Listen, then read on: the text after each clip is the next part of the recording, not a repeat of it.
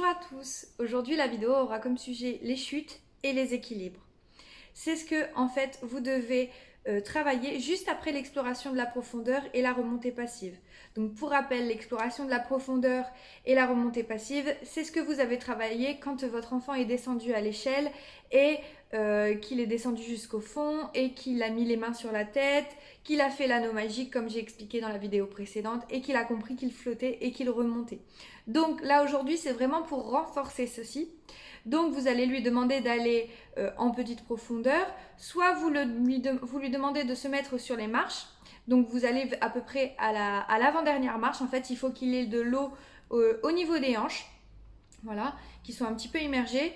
Et vous lui demandez de rester le plus droit possible, d'avoir les mains le long du corps, de prendre sa respiration bien sûr, et vous lui montrez, vous exagérez le fait que vous prenez de l'air. Donc vous gonflez les joues et vous bloquez la respiration et hop, vous vous laissez tomber en avant. Et qu'est-ce qui se passe? Et ben vous restez à la surface de l'eau. En fait, c'est ce qu'on travaille juste avant les étoiles de mer. Donc, il a les mains le long du corps, il flotte. Vous pouvez aussi lui demander par la suite de commencer à ouvrir les bras, à rentrer bien la tête aussi, et d'ouvrir aussi les pieds. Et là, vous aurez une étoile de mer.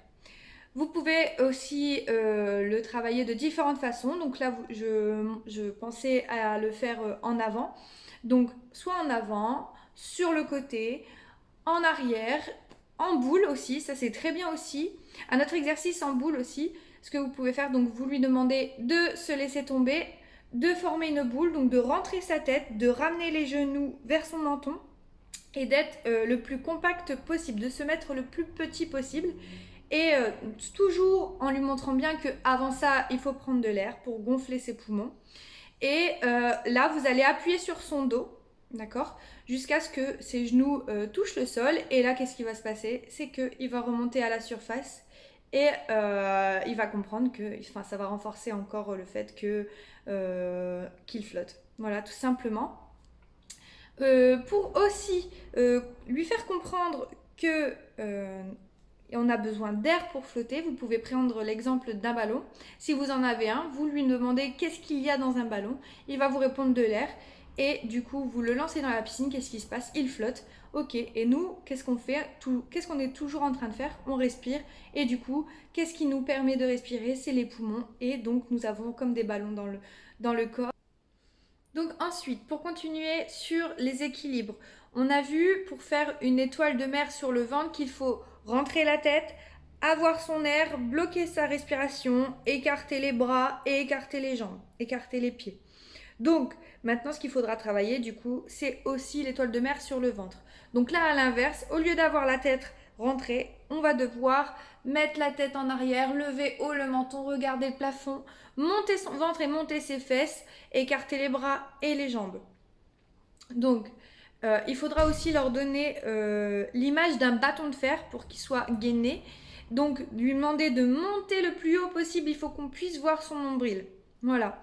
Donc ça c'est l'étoile de mer sur le dos, c'est un peu difficile pour lui, mais à force de répéter l'exercice, vous allez voir qu'il va le faire de plus en plus.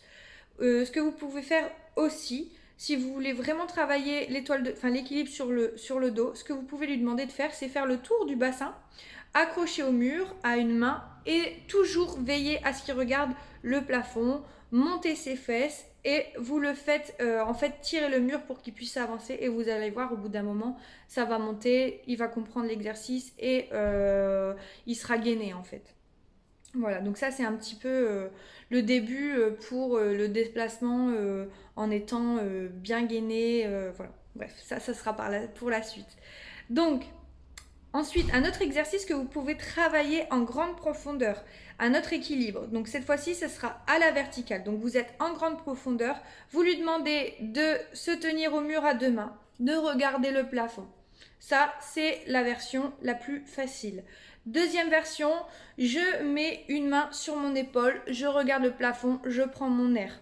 Voilà, version moyenne. Ensuite, ce que vous pouvez faire, c'est lui demander de mettre seulement deux doigts ou un doigt et toujours regarder le plafond.